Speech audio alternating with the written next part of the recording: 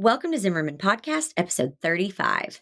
Today, I'm sitting down with one of your all-time favorite guests, Kathryn Morehouse, my Pinterest manager.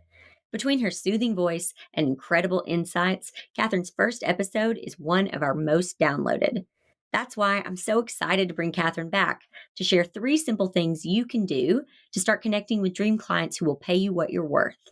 Kathryn and I, we get right to the point with great mindset tips and practical tools to start seeing those dollar signs in your bank account. All right, you ready? Let's do it.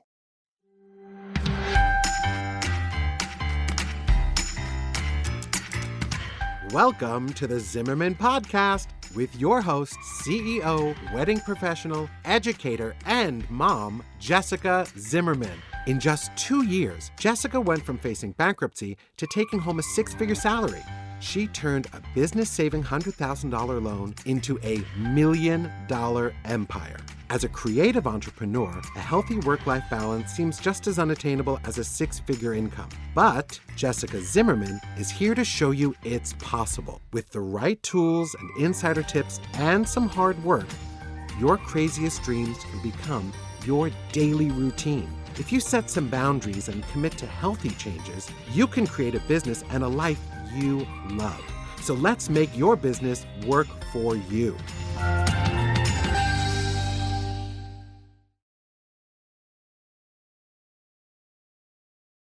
Hey, Kathryn, welcome back to the podcast. Thanks so much for coming. Hey, thanks so much for having me. It's so good to be back.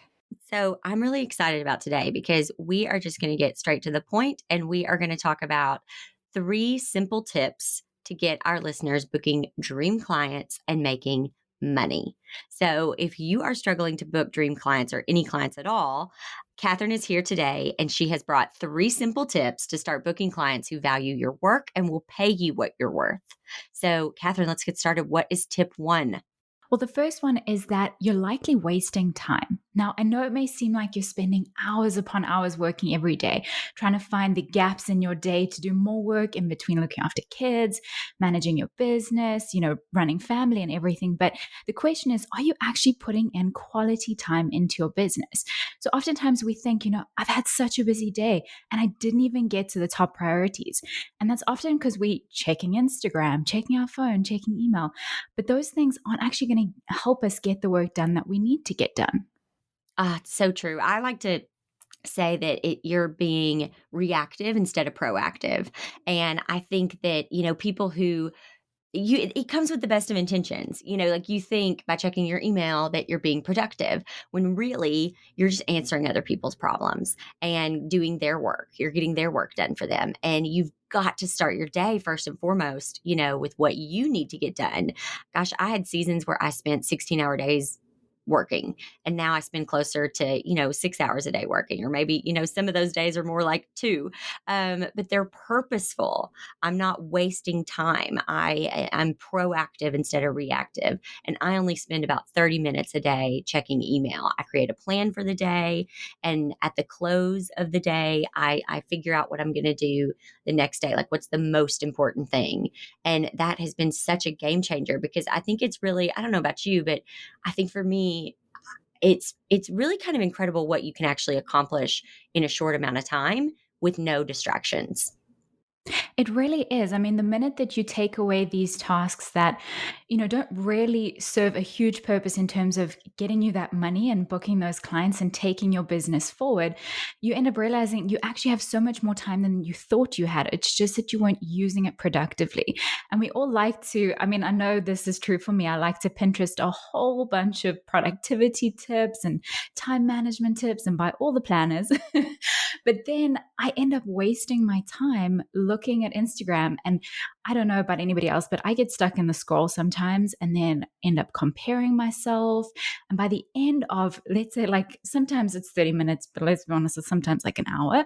And by the end of that, I feel so terrible about myself because I've been looking at what everybody else is doing and feeling like I'm so behind.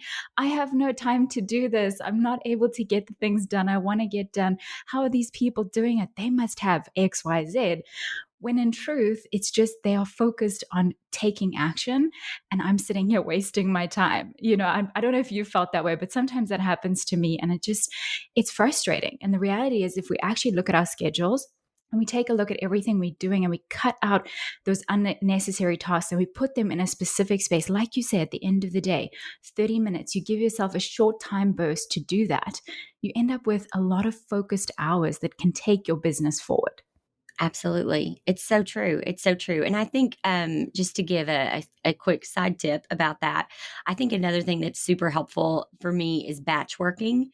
So today I'm recording, 3 podcast episodes, and I'm going to be doing that in the period of 2 hours and knocking out 3 episodes. And so that I have found is a lot more efficient than if I try to do, 1 episode every few days. It's like, today is my podcast recording day of the week, and I'm just going to knock them out and then get to move on to something else.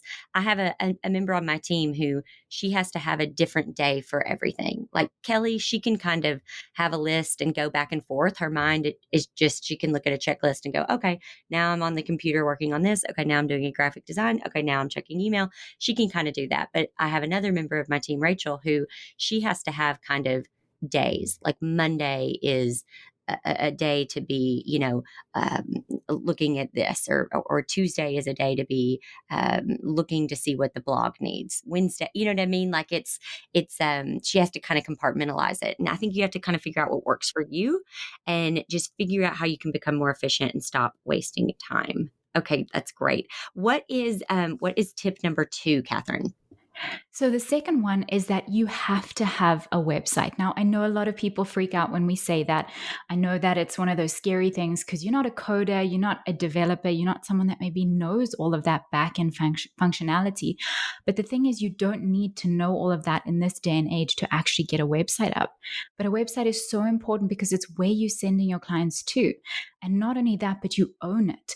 We all like to think that we want to be on Instagram and become the next influencers, or on Facebook or on YouTube. But I've had so many business friends that had their accounts shut down, and all of that content that had built up that reputation for them was gone within an instant.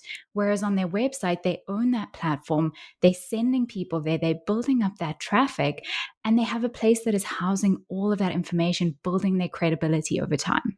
Yeah. So, so true. I mean, if I've said it once, I've said it 1,000 times. If you want a successful business, you have to have a website. And I think a lot of people are intimidated by that. There's a lot of really gorgeous websites out there. And again, it's something that not to get bogged down about or to compare about. It's just the basics. It's the fundamentals. It's the foundation of business. Today, we live in a very online world and we have to have a website. And the other thing that I am excited to talk about through our new program, A Winning Website, is that this doesn't have to be difficult. This is just, we are building the foundation of business. And this is something that we absolutely have to have. And what your website should do, because a lot of people ask, what do I even need to put on it? It needs to answer all the questions. If somebody is asking you the same question over and over again, how can you make sure that that is crystal clear on your website? And I get it. There's going to be people who still are going to ask the question, and that's fine. But you just don't want to wonder, you want people to come to your website and feel like all of their questions are answered. And if they ask them again, that's fine. But you want them to feel like, okay, I get a really good idea of what this person does. But also by answering a lot of the questions already on your website, it's going to save you time. You believe it or not, you are not going to have as many people email you questions or send you direct messages on Instagram or on Facebook. One of the things that we do on social media is when we get questions about the business, we have an auto reply that comes up that's just like, hi, please visit our website and look at the, frequently asked questions, and all of that, because the truth is they're answered right there. And I don't need to waste my time trying to, with my thumbs answer a question that we've already beautifully explained on the website. So we're able to just send them the link and get them that answer instead of having to just type that out over and over again. Exactly. And that brings us back to point number 1 about wasting time. It literally just brings us straight back there. If you're wasting your time answering the same question over and over again, that's not the best use of your time as the business owner. And when you have a website doing that for you, you have to also realize that there are a lot of people that don't reach out to you to ask those questions. They may not feel confident in that just yet. So by you answering that through your website, you can already help them get to the point of wanting to book you instead of going, oh, well, I don't really know the answer, so let me just go somewhere else where someone is answering the question. So you've got all of these things that your website can do for you. And like you say, with a winning website, it doesn't have to be complicated. And that's exactly what we're trying to help with, uncomplicating the entire process. Yes, absolutely. And I think too with the website, and I get it, like even mine, I'm now at the point where I was able to save up enough money to pay a brand expert, Kathryn Jo Wakeham of Crim Brands, to do my website and my branding. And it's really beautiful. I love it. But for 7 years, I did the best that I could with what I had. And so that's really what a winning website is. It is a program that I wish I had had when I first started, that really shows you, here's how we did it. Here's how we kind of, faked it till we made it, till we made it. We faked it till we made it. But I mean, I booked my first six-figure client on that website and everything. That one that we just kind of did ourselves and everything. And so it's just very simple tips that we'll share with you, how to make that happen. And so do not get scared about that. Do not worry about it. We are going to walk you through that. But once you have a website, we've got to get people to see it. And I think the reason why people are focusing so much on Instagram or on social media is because they understand it and it's easy. They go. It was created to be super, user friendly. They go, they post something, and they are hoping that that's all it's going to take. And the truth is, and Katie Selvage was just on the podcast, and she was sharing this, and it's so so true, is that Instagram was not created to sell. Instagram was created for engagement. It was created to be social with people and everything, and to share, but it wasn't created to sell.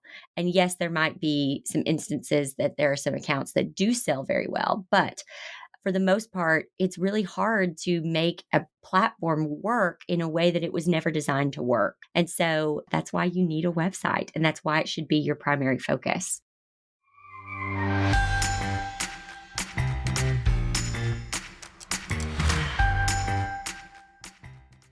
Want to know the first step to booking more clients? You've got to have a website, and not just any website, but a site built to book.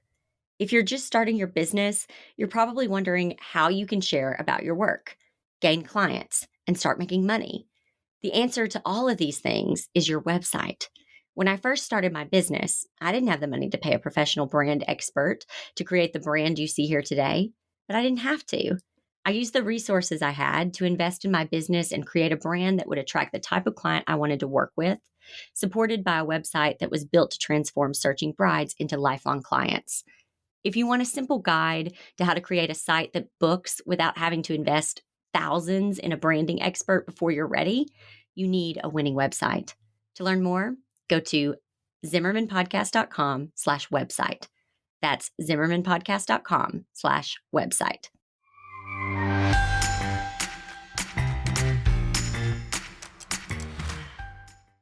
So now you've got your website. Even if all you've got is your bio and one picture, great. That's okay. We have to start somewhere. It's all about progress. This isn't about things being perfect whatsoever. Just one step at a time. That's how we get there. That's how we do it. So now we have our website. What do we do? What's tip 3, Kathryn? So the next tip is that you need to use Pinterest to get traffic to your website. Now, you're going to start with this website with the bio page, with the one image, and you're going to begin building upon that. And that is really great. You're going to start creating blog posts, maybe gallery sections, product pages, whatever your business is and whatever content you end up putting on your website, you want people to see it. And again, we talk about all 3 tips here. Pinterest is a traffic generator. And just now you were saying, Instagram is more of that engagement place. It's where people go to engage. And that is so true. Instagram and Facebook, they're engagement channels. They're places where you can communicate with your clients. But Pinterest is a traffic generator. It's actually a search engine, which means that people can actually come to your website, see all of your content, engage with you, and you didn't have to do any one-on-one communication up until that point. So when you look at Pinterest as a traffic generator, you think to yourself, well, if I'm creating content for my website, if I'm putting things on my website, I need to get people there. And the best way to get people there, it's another word is called traffic generation.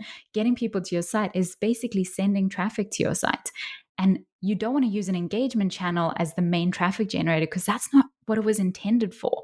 Like you said, it's an engagement place. So Pinterest was intended to drive traffic. And that's why we say the next tip is to use Pinterest to drive traffic to your website, to get eyeballs on your content, on your sales pages, on things like that, so they can get in your inbox and actually book you. Yes. Okay. And here's what I think is really fascinating because I know because I used to be there just a couple years ago when people would talk about Pinterest and I would think, but people aren't actually buying from Pinterest. Sure, and this is because when Pinterest first started, I don't think Pinterest is smart, man. Like it is smart. Yeah. They knew what they were doing, and we are just all fools. We just had no clue. I really thought it was just a place to make vision boards. You know what I mean? Just to like, oh, here's all the couches I like, so I'm going to make a board, and it's going to say couches. And here's all the recipes I want to try, so I'm going to make a board, and it's going to say recipes I want to try. It's just a way to like organize those things that we love that we see on the internet, and that's what we all thought. And so a lot of us are still in that mindset because if you have only been a user of Pinterest versus a using it as a business strategy, that is how you look at it. But let me just say this to you. Okay, as a user of Pinterest, I know that I have gone on Pinterest before. Well, this happened yesterday. So, my book is coming out soon, Sleeping with a Stranger, and I am trying to figure out how I want to package that I can send to some different influencers so they can help me market it, right? So, I was just looking, you may have noticed a board on there, Kathryn. It's a secret board, but it just says like Sleeping with a Stranger packaging or something. And we start pinning different things. And I am just going on there for inspiration, right? I just want to be inspired and see what kind of packaging is out there.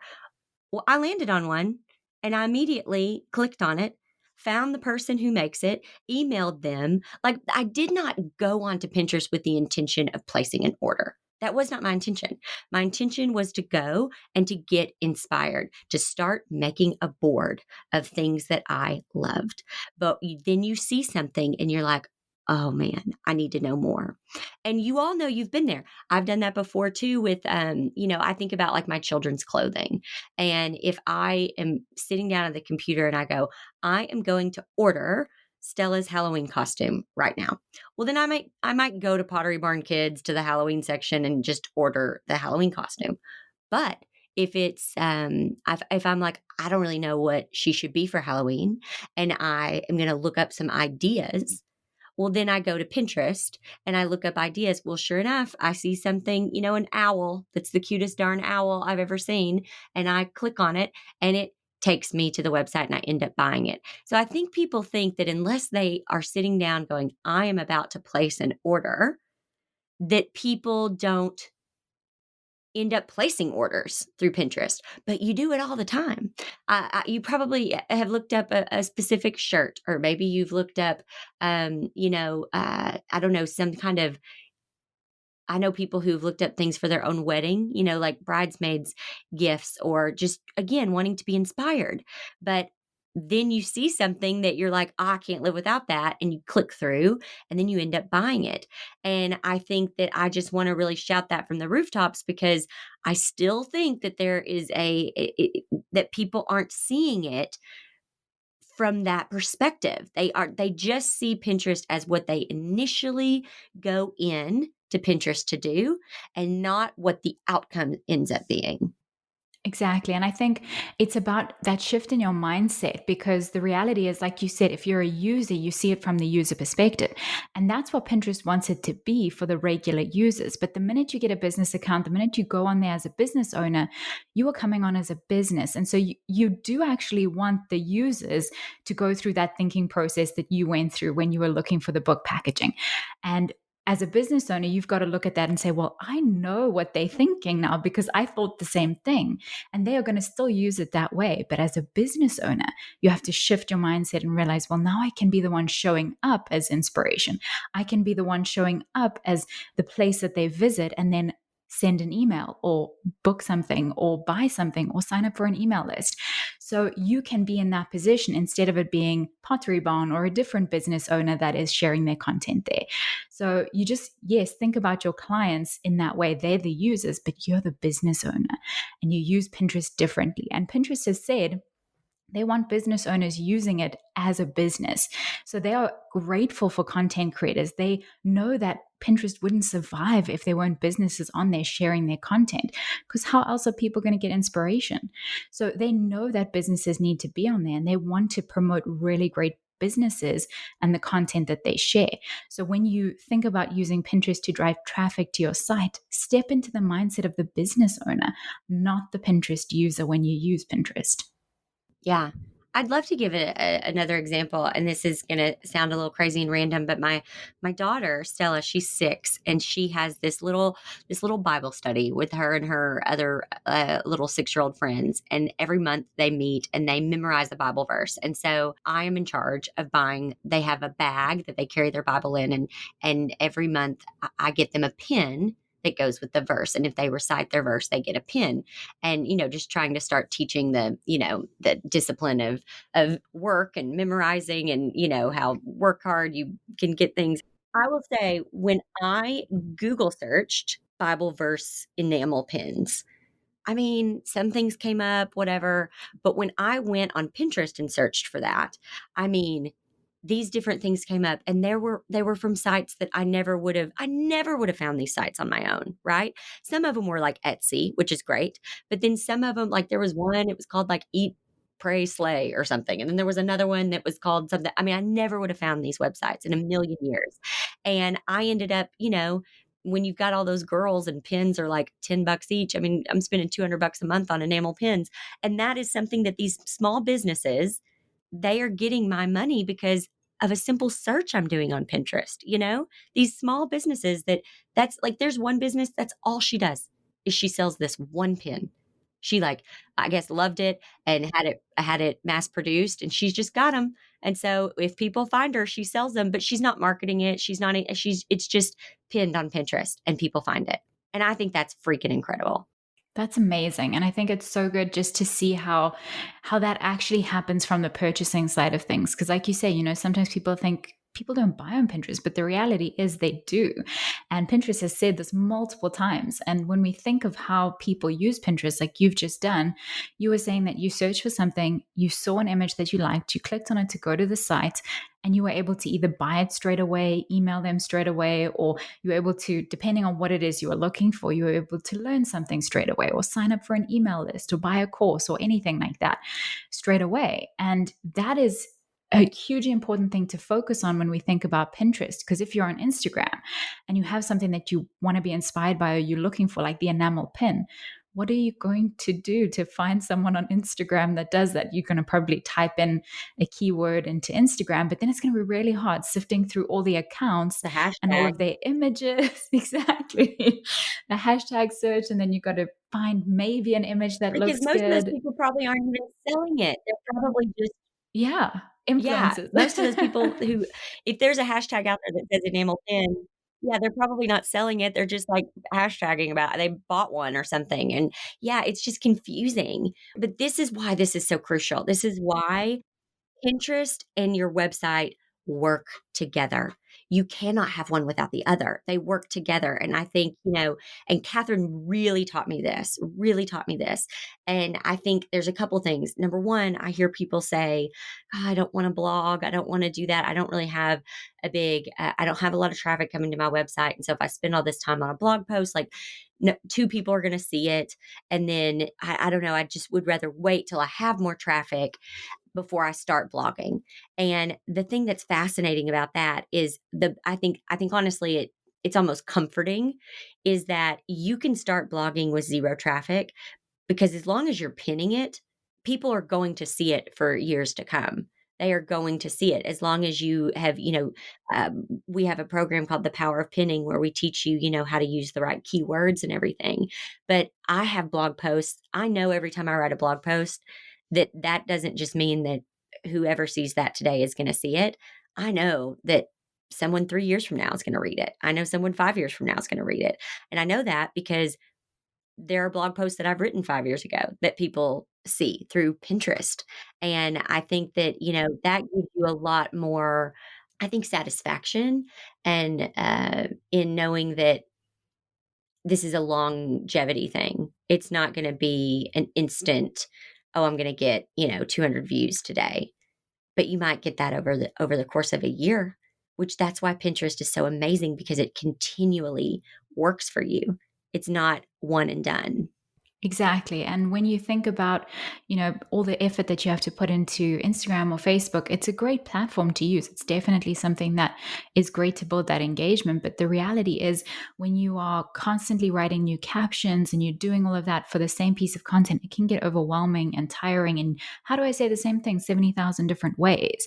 Whereas with Pinterest, you're creating multiple images leading to the blog post, yes, but you're keeping the same pin description because the keywords are optimized. And Pinterest says it's okay to use that same pin description.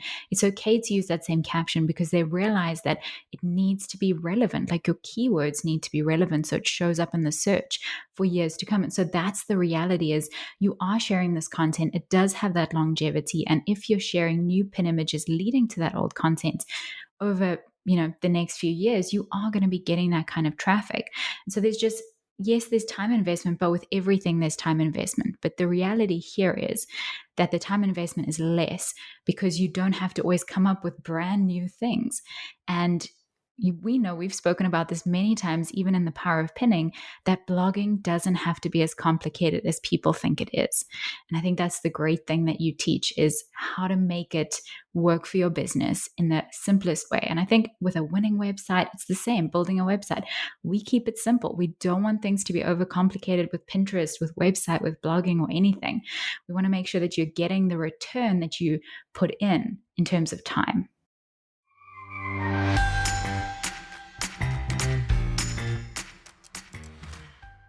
I hope this episode is blowing your mind so far. For years, I hated Pinterest and I held a grudge for the clients it stole from me when it first came out on the scene. But believe me when I say, Pinterest has earned my forgiveness. Today, I do almost all of my marketing through Pinterest and I get inquiries from big budget, ideal clients every single week. If you want to start using Pinterest to get leads and money in the bank, you need the power of pinning. Check it out now at thepowerofpinning.com.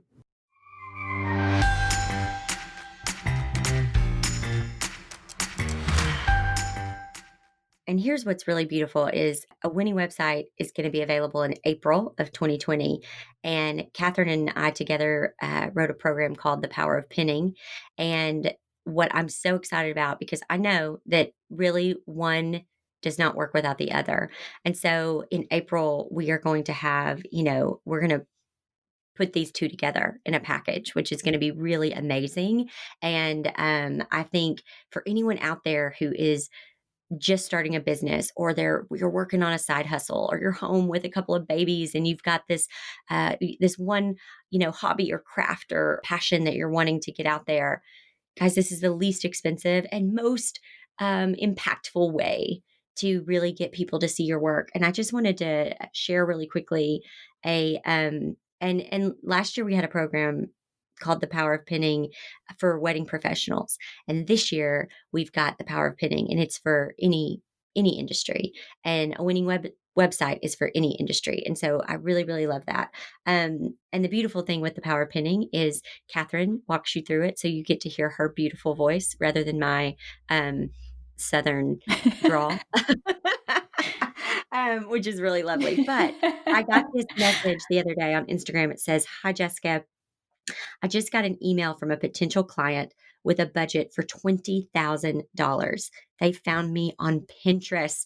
I am so happy. Thank you. And thank Kathryn for all of your guidance. Goodness, I needed it." And then she went on to say how she had just done it, the free version for a very long time. And, or not a very long time. When did she buy this? She bought this I guess it was about 8 months ago. She bought this program and she did the free version.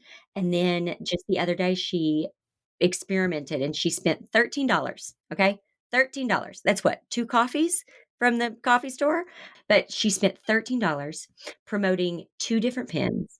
She got 83 clicks to her website.